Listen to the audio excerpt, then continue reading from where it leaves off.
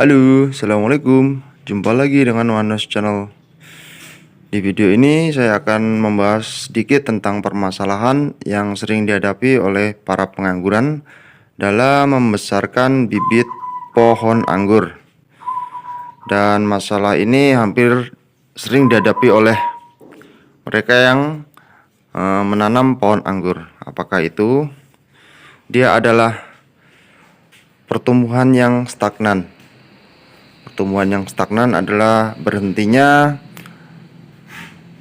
ujung dari daun tanaman pohon anggur ini, entah dia daunnya berkerut, mengering, intinya tidak ada pertumbuhan lagi, tidak terlihat pertumbuhan yang baik di ujung dari tanaman ini. Bagaimana caranya kita menghadapi permasalahan seperti ini? Sebelum ke permasalahannya, kita harus cari tahu penyebabnya apa. Oke, satu persatu akan saya kupas. Yang pertama yang perlu diperhatikan adalah media tanam. Media tanam yang ditanami oleh pohon anggur bisa saja dia terlalu basah. Terlalu basah mungkin karena faktor cuaca juga ya. Seringnya turun hujan, terutama yang grounding langsung di tanah, jadi kita tidak bisa menghalangi datangnya air hujan, karena ya bagaimana lagi, posisi lahan di tanah langsung. Jadi mau tidak mau ya pasrah saja kalau sudah di grounding ya. Kecuali kalau daerah grounding tanahnya itu agak ditinggikan, mungkin kita bisa mengatasi sedikit atau kita tutup dengan plastik. Tapi yang namanya tanaman itu akarnya pasti sudah menjalar kemana tahu ya. Jadi ya kita juga tidak tahu kemana arah tanaman itu, dan siapa tahu akar dari tanaman itu menyerap air hujan yang terlalu banyak. Dan jika posisi tanamannya itu di dalam pot, di polybag atau di media tanam yang bisa kita pindahkan, kita bisa melakukan pengeringan terlebih dahulu. Pengeringan maksudnya jika memang posisi pot atau media tanam ini di dekat teras yang sering terkena air hujan, sementara kita singkirkan dulu atau kita geser dulu, atau diusahakan bagaimana caranya agar tidak terlalu sering terkena hujan di saat musim hujan. Itu yang pertama. Yang kedua, kemungkinan kurangnya unsur hara yang terkandung dalam media tanam, atau bisa juga kurangnya unsur hara dalam tanaman ini. Jadi kita perlu melakukan penyemprotan langsung ke tanaman ya, karena kondisi saat ini tuh ibaratnya kalau pasien tuh IGD, dia butuh asupan langsung. Kalau orang tuh ibaratnya langsung diinfus ya, tidak perlu lewat jalur mulut atau makanan dikunyah dulu. Kalau kita biasanya memberikan pupuk lewat media tanam, ibaratnya itu kan dia makan sendiri dikunyah. Tapi kalau kita melakukan penyemprotan secara langsung, ibaratnya itu dipaksa, langsung diterima oleh tanaman ini lewat stomata yang ada di daun. Kita perlu melakukan penyemprotan magnesium sulfat. Untuk magnesium sulfat bisa menggunakan merek pupuk yang ada di pasaran ya. Kalau saya biasanya menggunakan merek Pak Tani, itu murah kok, 1 kilo kisaran 15.000. Atau bisa juga menggunakan kalium nitrat. Kalium nitrat bisa didapatkan dari cangkang telur. Tapi kalau cangkang telur itu harus melalui proses juga. Maksudnya proses itu harus dijadikan pupuk organik cair terlebih dahulu agar kita bisa melakukan penyemprotan ke daun ini. Itu yang kedua, yaitu penyebabnya karena kekurangan unsur hara. magnesium sulfat. Kemudian yang ketiga adalah bisa jadi itu terjadi karena pH tanah yang rendah atau basa. Karena pH tanah yang tidak normal itu bisa menyebabkan tingkat kesuburan dari tanaman yang kita tanam itu menurun. Bagaimana cara kita mengetahui pH dalam media tanam kita ini normal atau tidak? Ya, kalau untuk mengetahui jumlah angka normal tidaknya, memang mau tidak mau kita harus menggunakan alat. Kita bisa menggunakan alat pH meter yang dijual di all shop ya, banyak sekali itu mereknya, 3-way atau apa itu.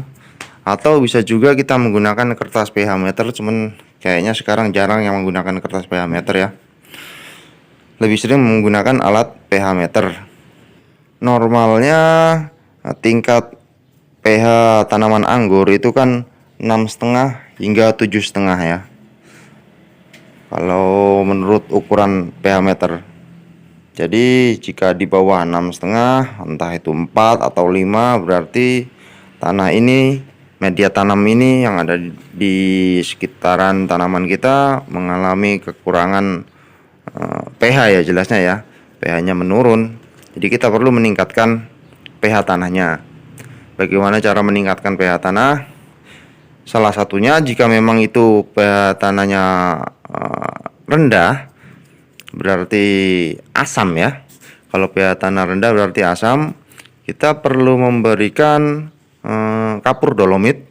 Kapur dolomit kita masukkan ke dalam, kita campur dengan air. Sedikit saja kapur dolomit yang kita gunakan, dicampur dengan 1 botol. Kita bisa menggunakan 1 gelas air mineral dari kapur dolomit, kita campurkan ke dalam ember yang berisi 20 liter atau 25 liter juga tidak apa-apa. Kemudian kita siramkan ke sekitar media tanam ini. Atau bisa juga kita menggunakan pecahan cangkang telur ya, karena cangkang telur itu juga mengandung kalsium, magnesium juga ada di dalamnya. Kita bisa meningkatkan pH tanah dengan menambahkan kulit atau cangkang telur. Atau kita bisa juga menggunakan pupuk kalsium nitrat yang dijual di toko pertanian juga ada. Karena di toko pertanian juga pasti menyediakan ya pupuk-pupuk semacam itu, kalsium nitrat. Ya, kita bisa menaburkannya di sekitar area tanaman ini. Kemudian permasalahan selanjutnya yang kemungkinan bisa jadi adalah terserang hama. Terserang hama seperti ini. Terkadang itu di bawah ada jamur, di bawah daun ya, maksudnya seperti ini. Ini ada juga namanya seperti jamur ya, karena lupa dalam pengendalian hama, lupa dalam penyemprotan rutin, sehingga kondisinya terserang hama. Atau bisa juga karena apa itu namanya, kutu yang kecil-kecil itu apa sih namanya, kutu yang menempel di sekitar batang anggur. Itu juga perlu diperiksa apakah memang terserang oleh kutu itu, kutu perisai. Oh ya, kutu perisai kalau tidak salah namanya. Itu bisa menggunakan obat yang ada di pasaran, atau bisa juga menggunakan cairan dari neem oil dengan cara disikat ya. Jadi intinya jika itu memang terkena serangan hama, yang perlu kita lakukan adalah penyemprotan insektisida dan fungisida. Kemudian permasalahan yang terakhir, jika memang seperti ini kejadiannya dan kita tidak tahu kondisinya, kita tidak memiliki pH meter, tidak memiliki alat-alat lain sebagai indikator mengetahui, sebagai indikator mengetahui itu pH-nya rendah atau tinggi atau normal, lakukan saja seperti ini. Ini ya, ini hanya sekedar contoh. Saya ada tanaman satu lagi, kalau yang ini pasti nanti akan saya lakukan treatment khusus.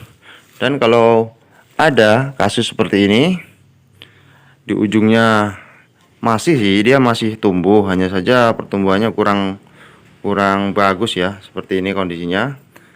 Solusi atau permasalahannya hampir sama.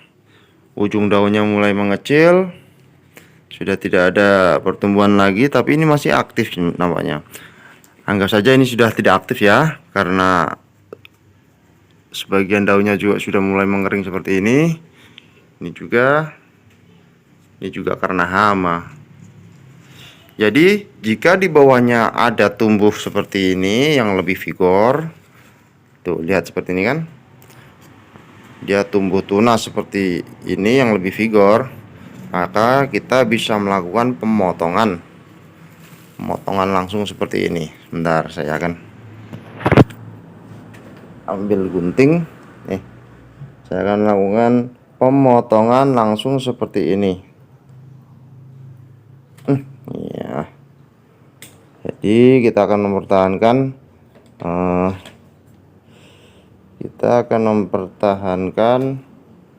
batang yang pertumbuhannya tuh tampak vigor seperti ini. Ini dibuang saja.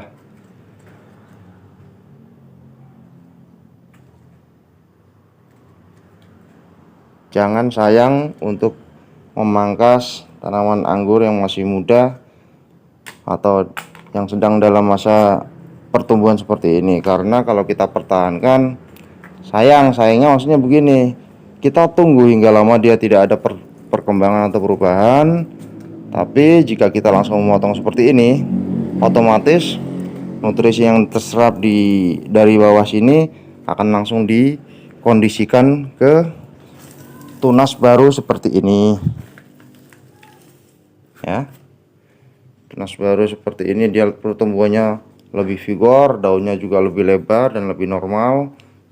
Kalaupun dia ke kiri atau miring seperti ini, kita bisa mengikatnya ke depan, ke atas seperti ini nanti. Untuk penempatan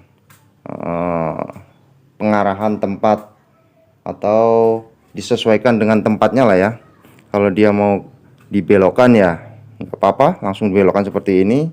Kalau mau ditarik lurus ke atas juga bisa, nanti diikat, disesuaikan saja. Mudah sekali. Oke, itulah beberapa cara dari permasalahan yang sering dihadapi oleh para pengangguran. Apa saja tadi? Permasalahannya adalah satu, media tanam terlalu basah, yaitu karena seringnya turun hujan, terutama di musim hujan ya. Maka perlu melakukan sedikit pengeringan pada media tanam. Yang kedua, kurangnya unsur hara. Maka yang perlu dilakukan adalah penyemprotan magnesium sulfat atau penyemprotan unsur hara agar kekurangan dari unsur hara itu bisa tercukupi lagi oleh tanaman. Yang ketiga, pH tanah tidak normal, maka perlu dicek menggunakan pH meter. Kalau dia rendah ya perlu ditingkatkan agar kembali normal, dan jika dia basah terlalu tinggi maka perlu dikurangi lagi. Kemudian jika terserang hama, yang keempat adalah jika terserang hama, yang dilakukan adalah menggunakan penyemprotan terhadap insektisida ataupun fungisida. Dan yang terakhir, solusi bagi rakyat adalah langsung pangkas seperti ini. Tapi ya tetap kita juga memperhatikan kondisi dari daunnya, apakah dia terkena serangan jamur atau tidak, atau ada hama lain. Jika memang ada hama lain ya perlu kita lakukan penyemprotan seperti itu. Oke, semoga bermanfaat video yang saya berikan. Sampai jumpa di video selanjutnya. Wassalamualaikum warahmatullahi wabarakatuh. Ciao.